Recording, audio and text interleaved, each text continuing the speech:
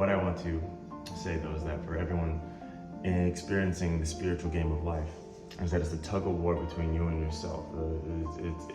It's very complicated. It's much more complicated than that, but to simplify it, it's a tug of war between you and yourself, and it's constant. You have to constantly be focusing on the entrance to your soul, to see what's trying to come in.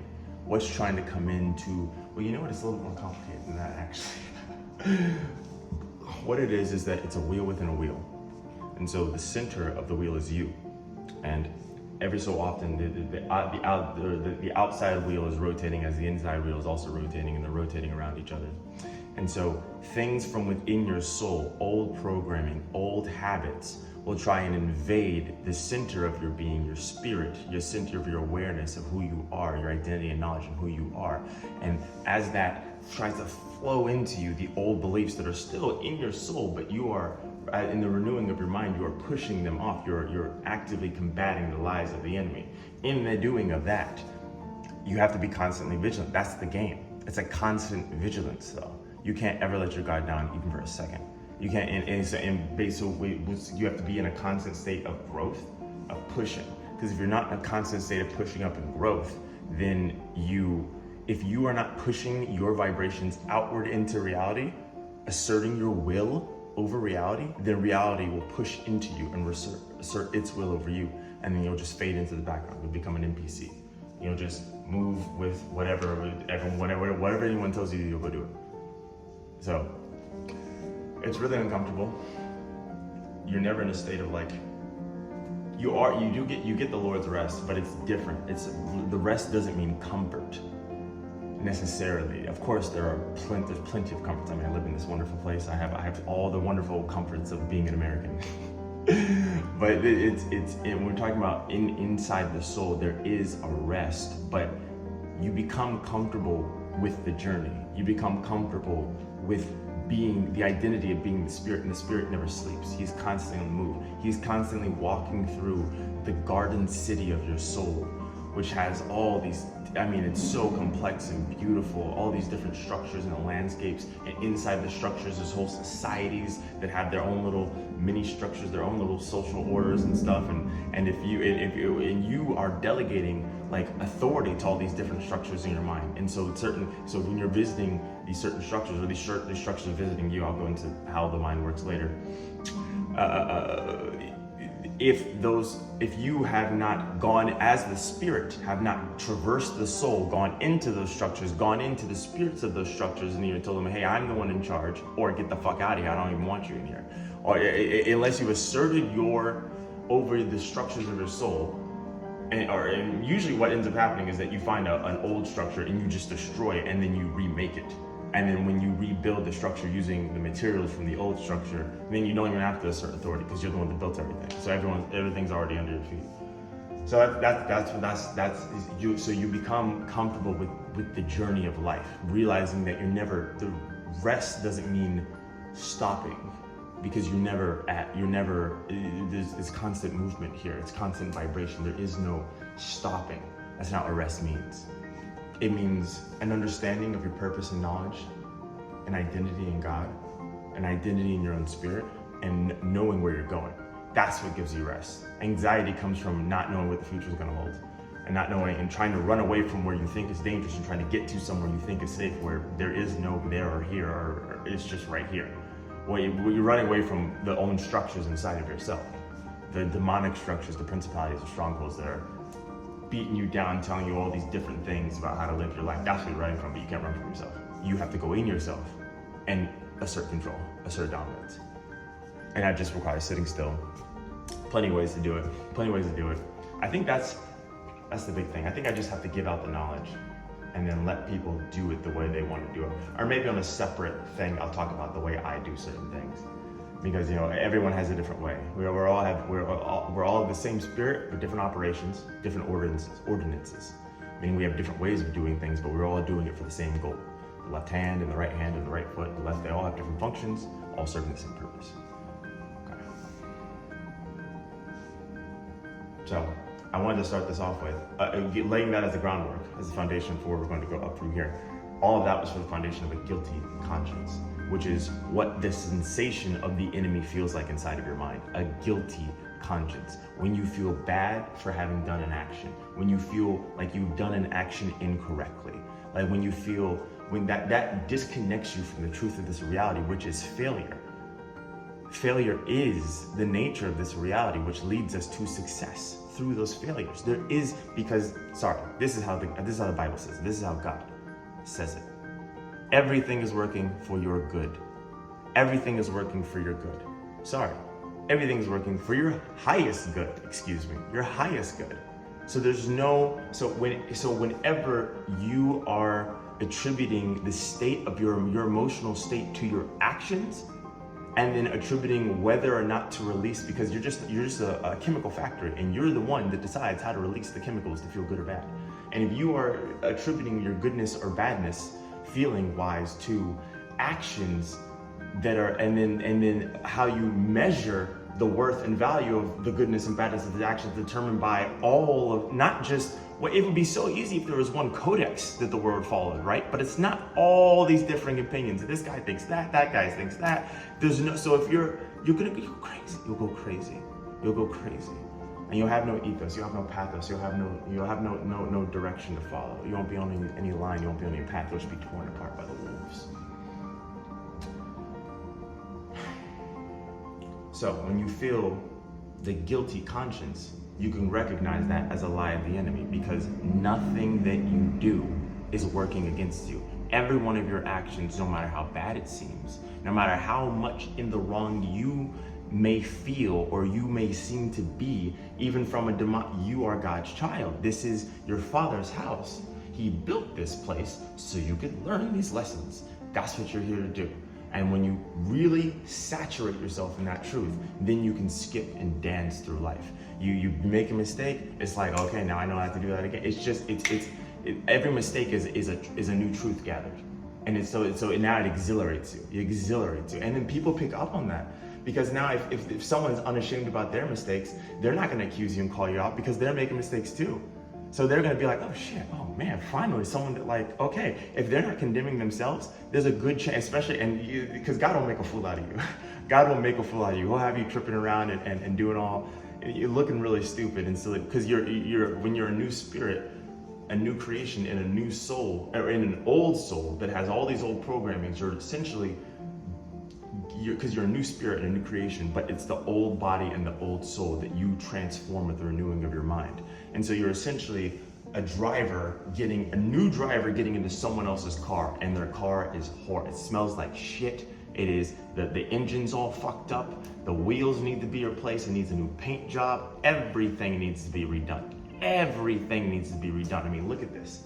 Look at how unfinished. I got one little poster up. I got two that they fell down, because there's so, I don't know how much you can see because my thing's kind of messed up. But my life is not perfectly organized, right? Because I just got here.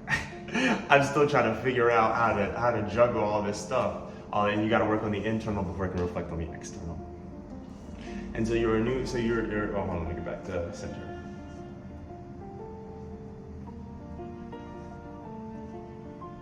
Yeah, so you're a new creation. A new driver in an old car. A new driver in an old car. And because you're a new driver in an old car, you can't beat yourself up for the state of the car. You can't look around and be like, oh man, my place is all messy, or oh man, I made this mistake and I treated that person poorly on an accident, or oh man, that doesn't make any sense, because you're here now. You're here to fix things now. You're here to change your life and change yourself. And this is all from the perspective of being born again, which I don't know how regular Christians do it, to be completely honest. I have my own personal experience of being born again, where God like legit came to me, like legit called me. Like he fully came to me. He fully came to me. I was just regular guy, Joe Schmoenton, and my friend, I hadn't talked to him in a couple years, called me randomly, said, hey, I'm in Washington. Hey, he's in California. I'm gonna come up, we're gonna do some acid. Okay, never done acid before. Did that, God came, and then I've been doing that ever since. And it's just been like 3, maybe 4 years. I don't remember how long it's been. But that was my experience of being born again. God literally came up, showed up, said, hey, reality is not what you think it is. So what's up? What do you want to do with that information? I was like, I want to go with you. and then that made me step through into a new space, a new dimension. That was the divine feminine. It was a new space within the divine. It's very complicated, but it's first you step into the divine feminine, and then and that's the Spirit, that's the Holy Spirit, and then the Holy Spirit teaches you. Holy Spirit teaches you and tells you about Jesus, tells you about yourself, tells you about the Son, and then Jesus will reveal the Father, and the Father will reveal the God, who is Jesus, but we're not there yet. So I stepped into the divine feminine, had that God's real, what do you want to do? I want to come with you, okay? And then still not yet, I still was not born again. I was not born again yet. I don't know what I would call that part of the awakening. It was an awakening experience where I had an interaction with Elohim, which is like the plurality. God is like a machine. It's like a system, and within it, there's all these other different spirits. And then at the top is who we know as Jesus, Lord of Lords, King of Kings, right? So I did have an experience, but I didn't have a full experience. It was like it's very hard to explain because I don't really fully understand it myself yet, even though it's been a few years. But I was in that space. I you know what it is? What I call it? I would say I had a spiritual awakening, where my perspective moved from my body, thinking I was just a body, to my soul, realizing that I'm a mind. I'm a mind, that the mind is untethered from the body. That was my first awakening experience, which was still through God. It was still a person that showed up and told me these things, but I was not yet born again. I was just opened. Very interesting. Very, very interesting. Wow. It wasn't until I started going in the spiritual world, started exploring a little bit, started doing some stuff, then I entered into salvation. Holy shit. How would I even say this? I'm trying to decide how much I want to reveal of this testimony. It's very deep. And when I was convicted of my own salvation. I had another experience where reality was shattered for me in an unmistakable way, so that I would receive the message that was being told to me, that there was going to be hell on earth, fire and brimstone, and that I was saved from it. I was still not born again yet, by the way. Still not born again yet, by the way, okay? Still not born again yet. So what's happened? I've had a spiritual awakening where I've realized I haven't entered into the spirit. Remember, man is spirit, soul, and body. I haven't entered into the spirit yet, but I've been awakened to the identity of my soul. That my soul is my mind, my will, and my emotions, and that those are separate from my body, and that they are their own dimension that I can peer into when I just close my eyes and open my heart and relax myself. It was like opening myself to a new muscle. That was the first part. Second part, so I was exploring my soul and cleaning up my soul and transmuting different lies that I told myself. I was talking to all these different aspects of my own identity. The psychologists call this parts work. I was talking to all these different aspects of my identity, and every aspect of my identity was a I guess you could call it a demon, but it was a guardian of truth. It was, for me, it came off as demonic. It was really mean and and it was really, but what it was trying to do was protect me from an aspect of it. It was a coping mechanism. And when I fed through it, right, and like let it flow through me, and rather than grabbing onto and wrestling it and trying to like combat the lies of the enemy, you just let it flow through and let it, dance itself out until it has no energy. Let it throw its tantrum. And then once you let it throw its tantrum, you get to the core of it. And then at the core, there's a truth that you were hiding yourself from. So I was doing all that. And in all of that, so when I was during through all of that, salvation was offered to me after I was cleaning up my soul. Somewhere I got to some point where, through the cleaning up of my soul, where salvation was offered. I reached the threshold of salvation. Very interesting. You can be solely awakened without having salvation, and you can be saved without being born again. Very fucking interesting. Because I've never walked through this before. It's my first time saying all this out loud. So this is me also revealing this to myself. This is really cool. Then and only then, after the salvation thing, I kept going, kept cleaning out more parts of my mind. Had a whole other spiritual thing that I won't share here, but it was a whole big thing where I was in like a different spiritual dimension, still within the soul, but it was very cool. But only after, I will share. I'll share Cliff Notes. It was 7 days of creation, 6 days of creation, where I was, after I got the salvation, then I was God wanted to show me who we were, because now I was a part of him. So he took me back to Eden and took me back to the beginning of the singularity of the creation of himself. And he took me back to being God in the garden. It was very, because when I was Adam in the garden, but I was also God. I was God and Adam. Because there was a oneness. There was no separate, like, I can't even explain it because I don't have access to that state of consciousness right now at that moment, but right now at this moment, but then I did. It made perfect sense then. And so I remember what it was like to be God. I remember what it was like to be Adam, and I remember what it was like to fall. I remember what it was like to splinter and fracture myself, to experience pride for the first time, and then from pride, lust, and then from lust, I don't remember what the next one was, but they kept splintering off all the sins. They came out of me. I was a singularity, but I wanted more of myself. I was so beautiful and so wonderful and so majestic, but I wanted to reflect on myself. I wanted to nice. I wanted to reflect on myself. I wanted to reflect on my own beauty. And so how did I do that? I split myself. And I don't remember how splitting myself broke me, but something happened where I messed up. I remember it was my fault. I did something, I thought something. I wanted to be reflected on. I can't explain it, but then I shattered in fragments of reality and I messed it all up. And so after that, six days of, and I was awake for all 6 days, by the way. 6 days. 6 days, I went to these deep meditations where I was like just laying on my back like this, maybe 2-3 hours of like chillness, where maybe I would have flirted with sleep, when you come and kind of in and out, but I never had any REM sleep for all 6 days until the 7th day. And no, actually 7th day I was still awake. I was still awake on the 7th day. Anyway, after that, then and only then was I born again. I remember I was in the bathroom, I was looking at myself in the mirror, and then I saw him. I saw the spirit, the new spirit that was going to supplant me. I was just looking at myself in the mirror, and then I saw him off to my side, and then and honestly, bro, he looked fucking demonic. He looked really, because he's fire. He's fire. He's a fire spirit. It's a fire spirit.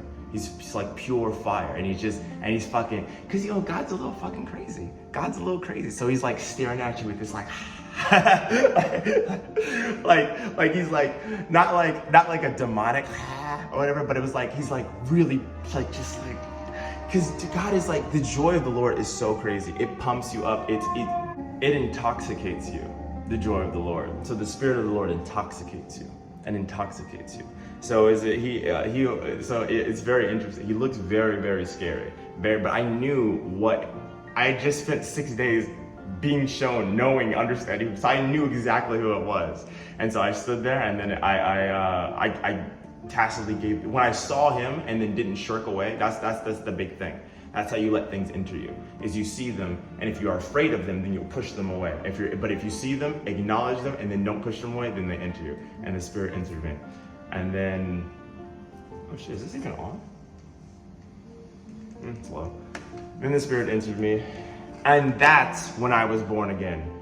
I don't remember how long the process was, maybe like 4 months from revelation to being born again, revelation of God's truth to being born again. So that's interesting. That's not where I meant to take this, but that was very interesting as well. Very, very interesting.